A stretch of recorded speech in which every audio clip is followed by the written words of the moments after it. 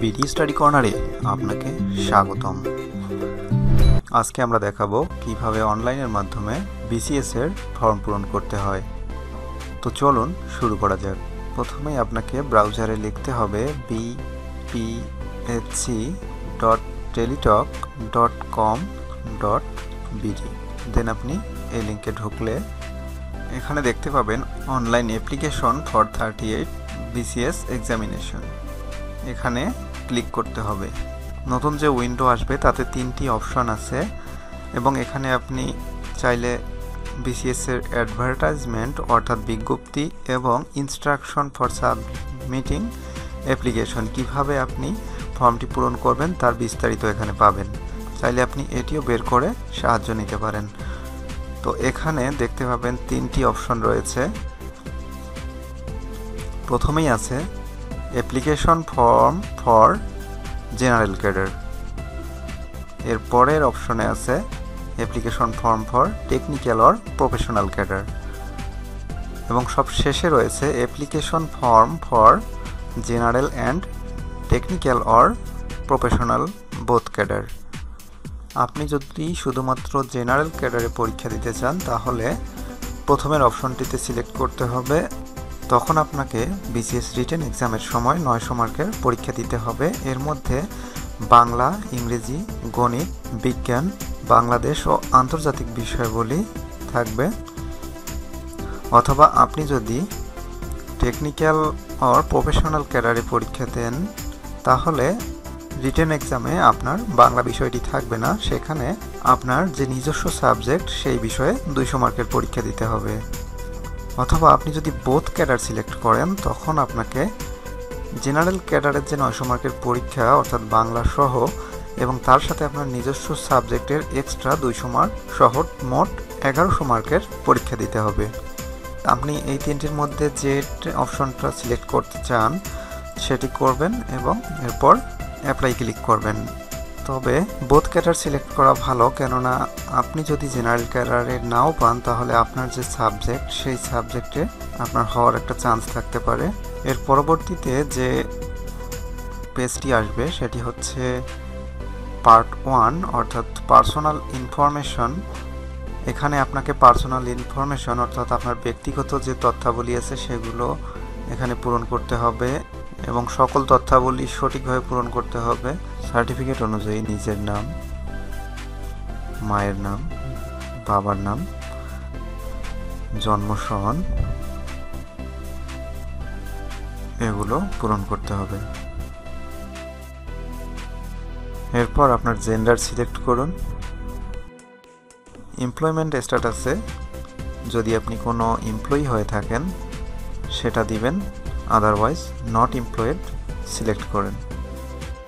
এরপর ethnic minority অর্থাৎ আপনি যদি উপজাতি বা সংখ্যালঘু হয়ে থাকেন তাহলে এখানে অবশ্যই ইয়েস, আদারওয়াইজ নো সিলেক্ট করবেন।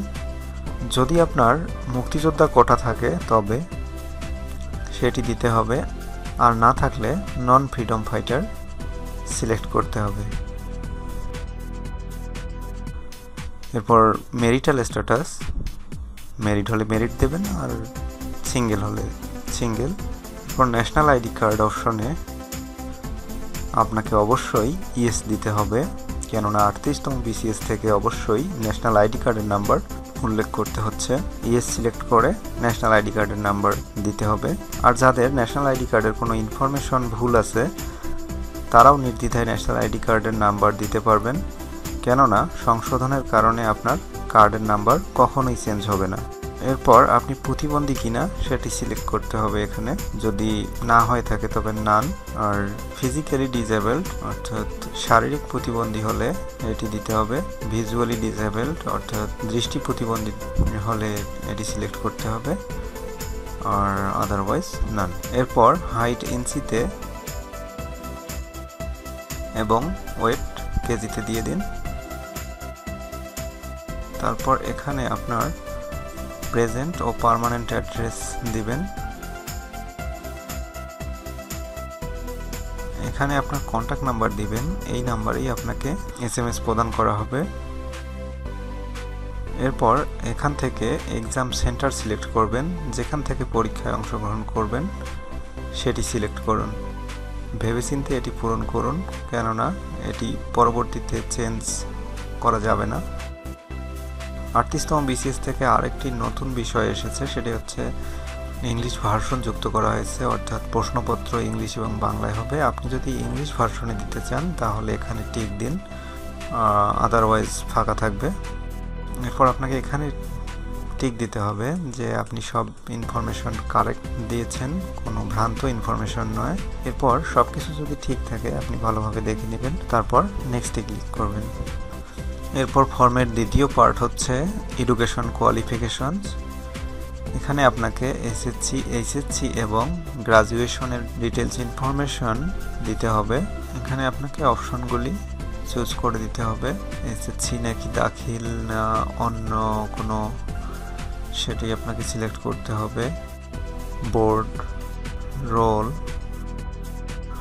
এরপর আপনার রেজাল্ট, সেটি আউট অফ 4 or 5 সেটা দিতে হবে এবং CGPA লিখতে হবে। গ্রুপ সায়েন্স অর আদার্স সেটা উল্লেখ করতে হবে এবং পাসিং ইয়ার দিতে হবে। এরপর আপনাকে গ্রাজুয়েশন অংশে আপনি যদি রেজাল্ট এখনও না পেয়ে থাকেন তবে অ্যাপিয়ার্ড সার্টিফিকেট দিয়েও অ্যাপ্লাই করতে পারবেন। তার জন্য রেজাল্টে গিয়ে অ্যাপিয়ার্ড সিলেক্ট করে দিন। এখান থেকে আপনার ডিগ্রি, সাবজেক্টে আপনাদের সব সাবজেক্ট উল্লেখ করা আছে, এখান থেকে আপনারা সাবজেক্ট সিলেক্ট করবেন। এরপর ইউনিভার্সিটি অপশন থেকে আপনার ইউনিভার্সিটি সিলেক্ট করুন। এরপর post related subject for technical or professional cadre, যারা টেকনিক্যাল সাবজেক্টের জন্য অ্যাপ্লাই করেছেন তারা এখান থেকে আপনার সাবজেক্ট চুজ করবেন। আপনি যখন গ্রাজুয়েশনের সাবজেক্টটা দিয়ে দিবেন তখন সেই অনুযায়ী এখানে অপশন চলে আসবে, তবে আপনাকে সেটা সিলেক্ট করতে হবে যদি আপনি টেকনিক্যাল বা প্রফেশনাল পরীক্ষা দিতে চান। সব ঠিক থাকলে এখানে টিক দিয়ে নেক্সটে ক্লিক করবেন। এরপর থার্ড পার্ট অর্থাৎ ক্যাডার অপশন চলে আসবে। এখান থেকে আপনাকে পছন্দ অনুযায়ী ক্যাডার সিলেক্ট করতে হবে। এখানে সিলেক্ট করে অ্যাডে ক্লিক করলে এটা নিচে চলে আসবে, আবার এটি সিলেক্ট করে রিমুভে ক্লিক করলে চলে যাবে। আপনি যে যে ক্যাডার সিলেক্ট করতে চান সেগুলো পছন্দক্রম অনুযায়ী দিতে হবে। পছন্দক্রম সাজানোর হেল্পের জন্য আমাদের ভিডিও ডিসক্রিপশনে দেওয়া লিঙ্ক থেকে দেখতে পারেন।